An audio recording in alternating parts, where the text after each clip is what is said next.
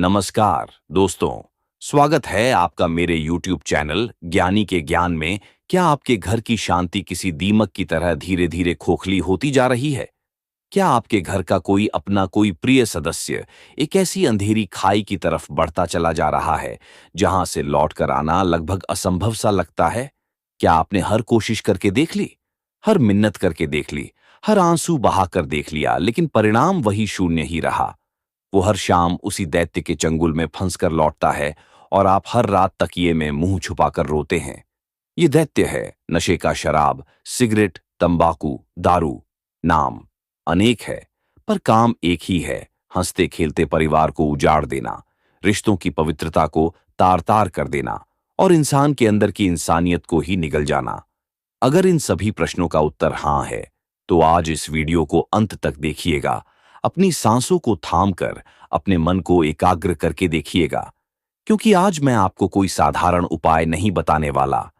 आज हम उस रहस्य से पर्दा उठाएंगे जो सदियों से हमारे ग्रंथों में, हमारी परंपराओं में छिपा हुआ था।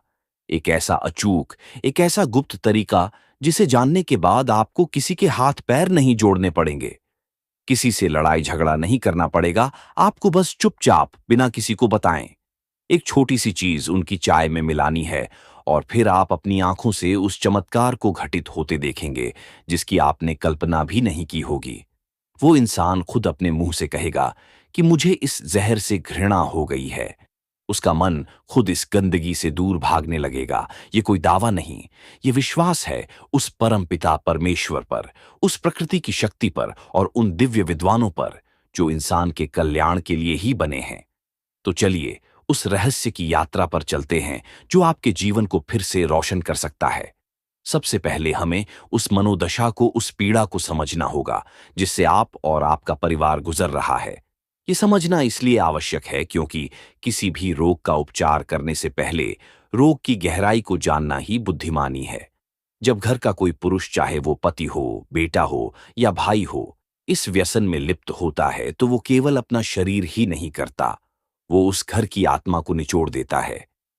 उस स्त्री के हृदय से पूछिए जो हर शाम दहलीज पर नजरें गड़ाए, इस डर में जीती है कि आज उसका पति किस हाल में लाटेगा। क्या वो शांति से आएगा या फिर कल की तरह घर में क्लैश होगा?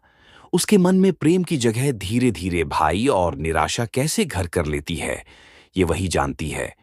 वो दुनिया से नजरें चुराती है, सामाजिक समारोह में जाने से कतराती है, लोगों के और दया से भरे नेत्र उसके सीने में शूल की तरह चुभते हैं। वो अपने बच्चों के प्रश्नों का क्या उत्तर दे? जब एक मासूम बच्चा पूछता है, माँ पिताजी ऐसे क्यों करते हैं, तो उस माँ के पास कोई जवाब नहीं होता। उसके आंसू ही उसका जवाब बन जाते हैं। उन बच्चों की आंखों में झांक कर देखिए जिनके मन में अपने पिता की एक आदर्श छवि होनी चाहिए थी, पर उनकी स्मृति में केवल लड़खड़ाते कदम, तुतलाती जुबान और क्रोध से भरी आंखें ही अंकित रह जाती हैं। उनका बचपन डर और सहम के साए में बीतता है। वो अपने मित्रों से अपने पिता के बारे में बात करने से डरते हैं। उनके कोमल मन पर जो घाव लगते हैं वो जीवन भर नहीं भरते। वो प्रेम और सुरक्षा के लिए तरसते हैं जो उन्हें उनके अपने ही घर में नहीं मिल पाती। और उस माँ के बारे में सोचिए जिसने अपनी कोख से जन्मे अंश को दुनिया की हर बुराई से बचाने की कस्में खाई थी। जब वो अपने बेटे को इस तरह अपनी आंखों के सामने तिल तिल करके मरते हुए देखती है तो उस पर क्या बीतती होगी? उसकी हर पूजा, हर प्रार्थना, हर मन्नत में बस एक ही गुहार होती है, हे ईश्वर, मेरे बच्चे को इस नर्क से बाहर निकाल लो। वो अपनी हर जमा पूंजी, अपने हर सुख को दांव पर लगा देती है। लेकिन जब बेटा उसी नशे की कीचड़ में ढंसता चला जाता है तो उस माँ का हृदय भी टूट कर बिखर जाता है। ये केवल एक व्यक्ति की कहानी नहीं है, ये उस पूरे परिवार की सम्मिलित पीड़ा की गाथा है। आर्थिक तंगी, घर में बीमारियों का वास, समाज में मान सम्मान की हानि और सबसे बढ़कर मानसिक शांति का पूर्ण रूप से नष्ट हो जाना, ये सब उस एक लत के दुष्परिणाम है। अब उस व्यक्ति के दृष्टिकोण से भी समझिए जो इस लत का शिकार है। ऐसा नहीं है कि उसे अपनी अवस्था का ज्ञान नहीं होता। हर सुबह जब नशा उतरता है तो उसे अपने की पर ग्लानि होती है, शर्मिंदगी महसूस होती है। वो अपने परिवार की दुखती आंखों को देखता है और खुद से घृणा करने लगता है। वो हर सुबह कसम खाता है कि आज वो इस जहर को हाथ नहीं लगाएगा। वो अपने बच्चों के सिर पर हाथ रखकर अपनी पत्नी के आंसू पोंछकर वादा करता है, और उस क्षण वो वादा सच्चा होता है। लेकिन जैसे जैसे दिन ढलता है, उसके शरीर और मन पर उस रासायनिक जहर का प्रभाव फिर से हावी होने लगता है। उसके हाथ कांपने लगते हैं, मन बेचैन हो उठता है। एक अजीब सी तलब, एक तड़प उसके विवेक पर पर्दा डाल देती है। उसके कानों में जैसे कोई कहता है, बस एक बार, बस आज के लिए, कल से सब छोड़ देना। और वो उस अदृश्य शक्ति के सामने विवश हो जाता है। उसका विवेक, उसकी इच्छा शक्ति, उसके वादे, सब कुछ उस एक क्षण की तलब के सामने बौने पड़ जाते हैं।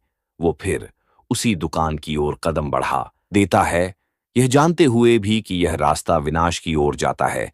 यह एक चक्रव्यूह है, एक दलदल है जिससे वो निकलना तो चाहता है पर निकल नहीं पाता। उसका शरीर और मन उस जहर का गुलाम बन चुका होता है। हमारे धर्मशास्त्रों में इस अवस्था को तामसिक वृत्ति का चरम कहा गया है। मदिरा और अन्य नशीले पदार्थ तामसिक भोजन की श्रेणी में आते हैं। तामसिक वस्तुएं मनुष्य की चेतना को नीचे की ओर खींचती है, उसकी बुद्धि को भ्रमित करती है और उसकी आत्मा पर एक काला आवरण डाल देती है। व्यक्ति का विवेक शून्य हो जाता है और वो धर्म और अधर्म का भेद भूल जाता है। वो उन शक्तियां के अधीन हो जाता है जो उसे केवल पतन की ओर ले जाती है। इसीलिए हमारे आर्षि मुनियों ने इन पदार्थों को मनुष्य के लिए वर्जित बताया है। ये केवल शरीर को नहीं बल्कि आत्मा को भी रोगी बना देता है। आपने भी इससे लड़ने के कई प्रयास किए होंगे। आपने समझाया होगा, झगड़ा किया होगा, रो धोकर अपनी बात मनवाने की कोशिश की होगी। कई बार शायद कुछ दिनों के लिए सफलता मिली भी होगी, पर जैसे ही कोई तनाव, कोई परेशानी या कोई पुरानी संगत वापस मिलती है, वो व्यक्ति फिर से उसी रास्ते पर चल पड़ता है। आपने डॉक्टरों के चक्कर काटे होंगे, महंगी दवाइयां खिलाई होंगी, कुछ लोगों ने तो नशा मुक्ति केंद्रों के भी दर्शन किए होंगे, पर परिणाम क्या मिला? कुछ समय बाद सब जस का तस। ऐसा क्यों होता है? क्योंकि आप बाहरी तौर पर उस शरीर से लड़ रहे हैं जिससे उस जहर की आदत पड़ चुकी है।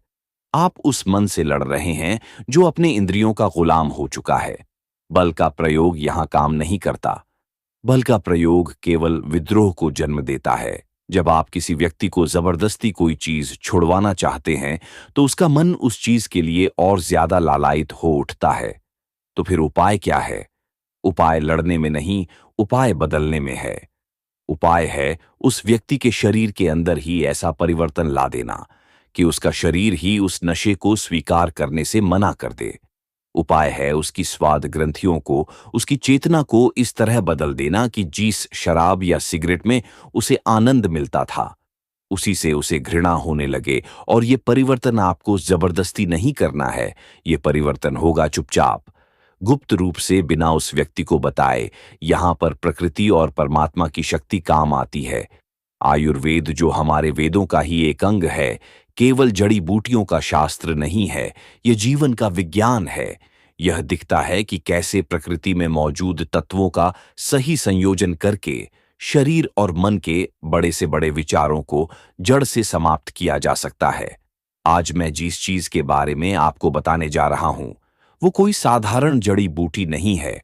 यह एक ऐसा तत्व है जो धरती के गर्भ से प्राप्त होता है।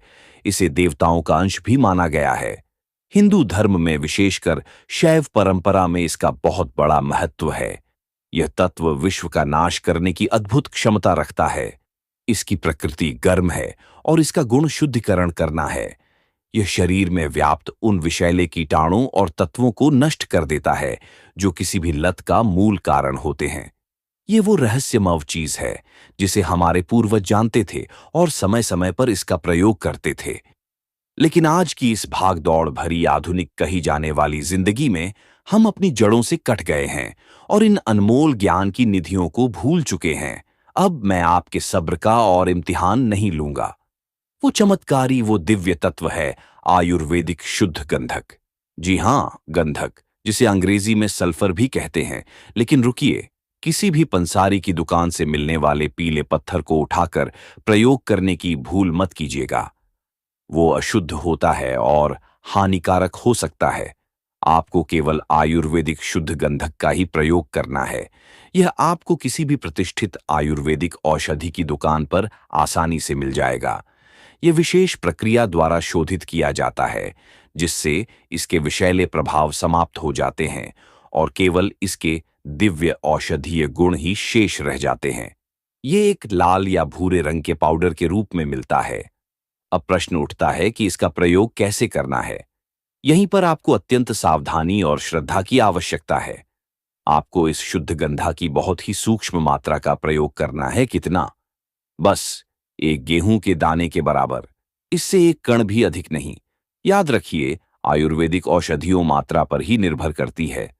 सही मात्रा में ये अमृत है और गलत मात्रा में ये विष का काम भी कर सकती है। इसलिए केवल एक गेहूं के दाने के बराबर मात्रा ही लेनी है। अब आपको क्या करना है? जब भी वो व्यक्ति चाय या दूध पीने के लिए मांगे, तो आपको चुपचाप बिना उसे बताएं ये एक गेहूं के दाने के बराबर शुद्ध गंधक का पाउडर उसकी चाय, कॉफी या दूध में मिला देना है। इसका अपना कोई विशेष स्वाद या गंध नहीं होती, इसलिए उस व्यक्ति को इसका पता भी नहीं चलेगा। आपको यह प्रयोग दिन में केवल एक बार ही करना है, लेकिन यह केवल एक रासायनिक क्रिया नहीं है। आपको इस क्रिया को अपनी श्रद्धा और प्रार्थना से जोड़ना है। जब आप ये पाउडर उसकी चाय में मिला रहे हो, तो मन ही मन अपने इष्ट देव का स्मरण करें। यदि आप भगवान शिव के भक्त हैं तो उनसे प्रार्थना करें। यदि आप मां दुर्गा की भक्त हैं तो उनसे प्रार्थना करें। मन में ये भावनाओं, हे प्रभु, मैं तो केवल एक माध्यम हूं, यह औषधि नहीं, आपका प्रसाद है। आप ही इस प्रसाद के द्वारा मेरे प्रियजन के मन और शरीर का शोधन कीजिए। उसके अंदर व्याप्त इस नशे के दैत्य का संग्रह कीजिए, उसे सद्बुद्धि प्रदान कीजिए और इस अंधकार से निकालकर प्रकाश की ओर ले चलिए। आपकी ये मौन प्रार्थना, आपकी ये श्रद्धा इस औषधि की शक्ति को 1000 गुना बढ़ा देगी। क्योंकि जब कर्म और धर्म का, जब दवा और दुआ का संगम होता है, तो चमत्कार अवश्य भावी हो जाते हैं। अब क्या होगा जब ये औषधि उस व्यक्ति के शरीर में जाएगी, तो यह